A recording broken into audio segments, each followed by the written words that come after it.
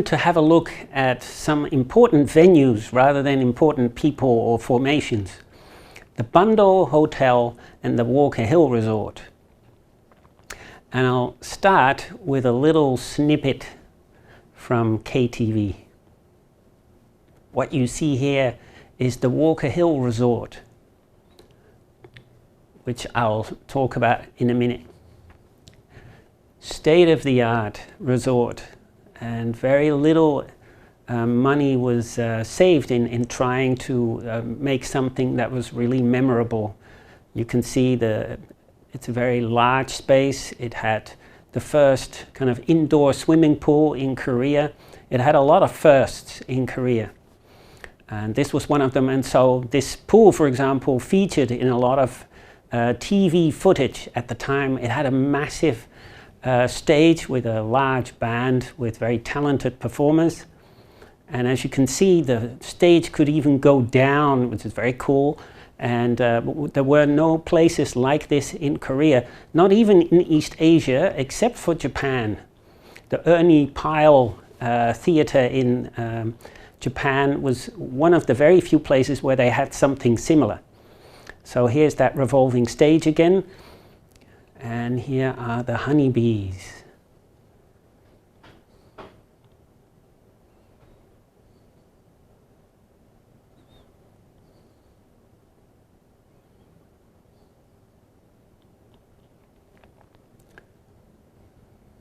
Now this was an unusual sight because you can see an enormous crowd watching the show. Usually this was a very exclusive scene where the women indeed would perform like this, but the people who could enter the premises in the first year had to be foreign. Of course, that did limit the number of people being able to visit the premises, so to ensure there was good flow of revenue, they allowed Koreans to also enter the premises, not just to accompany an American guest, for example. And so you see that from roughly 1963, 1964 onward, a lot of Koreans also come to watch the show. But it was expensive. All right, but before I talk more about the Walker Hill, which still exists today, I should talk about the Bundall Hotel, because in a sense the Bundall Hotel was its predecessor.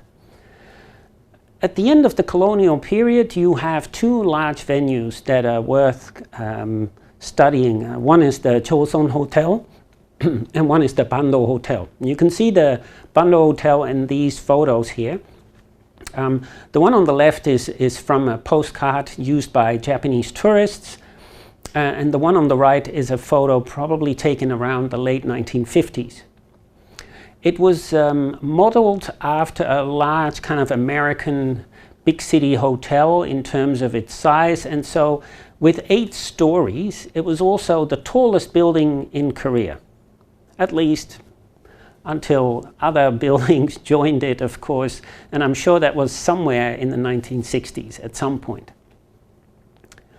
So the Bundall Hotel was actually a little cheaper than the Chosun Hotel, but it ended up when John Hodge, the same John Hodge who was in charge of the American military stationed in Korea, when he had to set up shop, in a sense, he decided to do that at the Bundall Hotel. And I guess one of the reasons was that it was a very kind of American-looking place, and so perhaps he felt more comfortable there. He is someone who really appreciated American food, and so one of the things that he asked for is potatoes and meat and kind of things that actually Koreans hardly ate at the time. Those are the things that you could now get at the Bundall Hotel. The Chosun Hotel also existed, but that was now used by John Hodge's kind of administration there in Korea for guests and for entertainment. And so soon after I guess the Korean War had ended, you see that the Bando Hotel becomes this kind of diplomatic center. So this is where John Hodge ended up meeting Kim Gu and Syngman Rhee to discuss provisional governments and you know, sometimes perhaps not very successfully, as you know. And while they were sitting there and perhaps enjoying some American food or drinks outside, quite often there were people begging for food right outside the gate because the situation was terrible. The situation elsewhere outside these fancy premises. Another interesting thing is that because it was intended for American military, it also did have some other services, like, for example, a shop. There was even a wedding chapel inside that building. Now, and eventually they decide that you know, once things have quietened down, that this is, of course, Syngman Rhee in the late 50s, that the Bando Hotel should now really serve as a hotel again. And so Bando Hotel is intended as a kind of resort. And they're hoping to earn back some dollars, which they desperately need. However, although the Bando Hotel was right in the city center and it was large, of course, not many people would actually want to sit there for their holidays. Of course, one night was okay, and I'm sure the service was great, but it's to sit in the very center of Seoul, where outside it wasn't always very pleasant, it could be very dirty and it could be messy. There might be all kinds of things around that you don't want to see when you're on holiday. So it didn't work that well. And I'm sure quite often only, let's say, half the rooms were occupied. So things they tried to do to increase people coming to the venue were fashion shows. So Nora No had the first fashion show of Korea here at the Bando Hotel. Nora No, there is now a wonderful documentary about how important she's been for the fashion kind of industry in Korea, but certainly also for as an icon in Korean fashion history, along with Andre Kim. So you see in this slide an image of the first Korean fashion show. Another thing they did at the Bando Hotel is organize all kinds of live entertainment. And so some of the biggest stars, including the mother, for example, of the Kim sisters, while her daughters went to the United States, she continued to perform at least for several years until she would join her sisters in the United States. And she set up the so-called KPK, which was her own troupe of performers, which comprised some of the really top performers of the late colonial period. Now, as I said, I don't think the hotel was enough to really bring in a lot of dollars. And so with a lot of American support for the economy, the Korean government set up in 1963 the Walker Hill Resort. And you've already seen some footage of it. It was massive and it was very posh. And as I said, it was not initially intended for Koreans. What the idea was that you would go there and spend not just one night, but you would spend several days, perhaps bring your family and really just have a holiday and forget about everything else. For that reason, it couldn't even be in the very center of Seoul, which was still recovering and it still had a lot of destruction around. to remind you of the Korean War. So they set it up kind of on another side of the hill that was by the water, and it still exists there today, of course. It's now part of the Sheraton chain. So the Americans were the primary kind of customers that they were aiming at, targeting, and many of them actually would take their family to Hawaii or Okinawa for a holiday, but instead they hoped that they would come to the Walker Hill. The price of accommodation and food was reasonable for Americans, a bit expensive, quite expensive, I would think, for those at the lower end of the American military. So it really was intended for the middle to high tier of American servicemen. And so they had all kinds of facilities. There was a horse driving range, there were boats, there was the swimming pool, there were all kinds of activities, so things for children as well. And then they had clubs and a nightclub, and that's what you saw in that video. So on the opening of the Walker Hill, they even invited Louis Armstrong and his band, and you see the ticket here of that night. And of course he was incredibly expensive. It really drew enormous attention from the Koreans because they knew who he was and they knew how big a star he was. And of course the rest of the world also recognized him, which made it even bigger.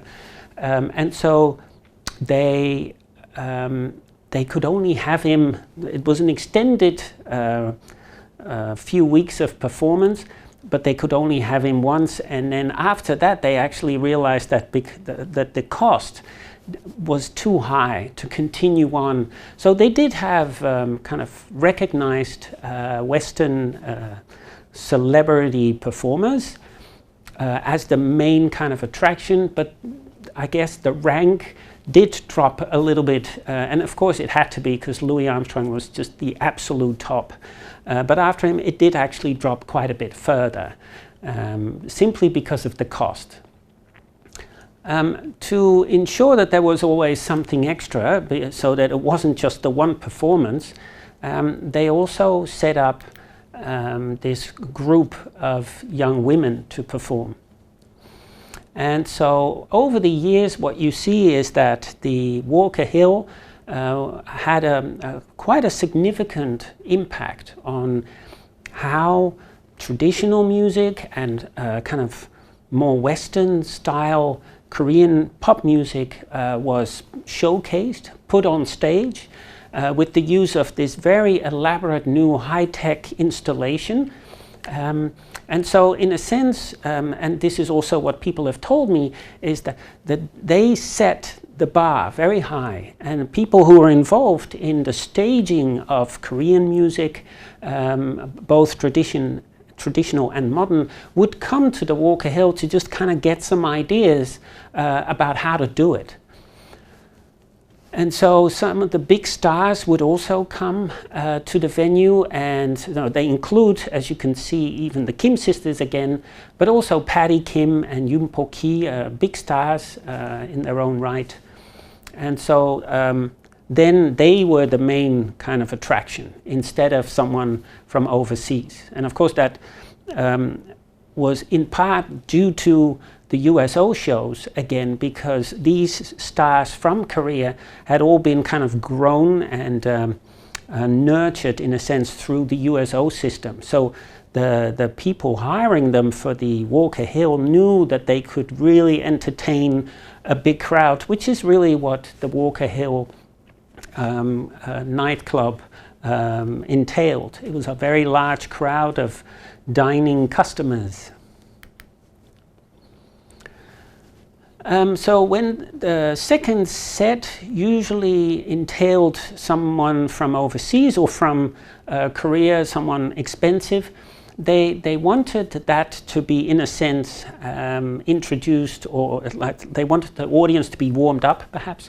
And they did that with the Honeybee. So this was a kind of revue style group of women who had to all be 162 centimeters tall, which at the time was very tall, because Koreans have grown a lot over the years, but 162 at the time was actually still quite rare, and they had to be able to move well. And when you look at old footage, I don't think they move that well, to be honest. It's certainly no K-pop, but they do look very similar in a sense because they all have the same height. They also had to be of a certain age, and so yeah, in a sense, they look very similar. And they do, in a sense, rather conservative moves on stage. And they did this twice, usually, daily. And also the kind of the big star would then, after a break, would also come and perform each time. So they would also perform twice a day. So later, that second part became bigger and bigger.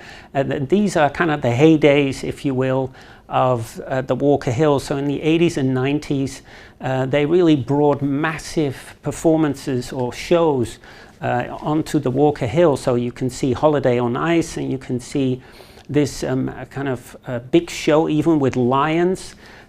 So the sky, in a sense, was the limit. Yeah. What the shows also did was, apart from managing to stage Korean traditional performing art and pop music in kind of new, novel, exciting ways, they also kind of emphasized a sense of achievement among the audience that was there. So, of course, now in the 60s and 70s, more and more Koreans are coming to the Walker Hill. They look at the shows and they feel that, yeah, this connects them to other parts of the world. They now are on par, in a sense, with people who can afford similar acts overseas. It really meant something to Koreans. A lot of the acts also had a kind of bare-chested performers, male and female, and so in the 80s and 90s, this was also a bit of a draw factor. And that also emphasized this sense of a kind of a liberal democracy that Korea liked to portray. And indeed, when in 1972 a North Korean delegation came to Korea, to Seoul, they treated them, in a sense, to a show at the Walker Hill, again, to emphasize their liberal democracy. So this was very intentional. Of course, the North Koreans didn't like it at all. They thought it was crude because it was a little bit tintillating, and especially the female member looked really, to some degree, rather insulted, which is understandable. Yeah. So, looking back briefly, I think these two resorts, if you can call them that, eventually the latter one, the Walker Hill, has kind of become a hotel again. They've stopped doing the shows. So the two hotels, or the two resorts, at least at some point in time, have both been quite important for diplomacy. They've also been important for helping to establish standards of performance, both for fashion shows, perhaps, but certainly also for music, both traditional and pop music.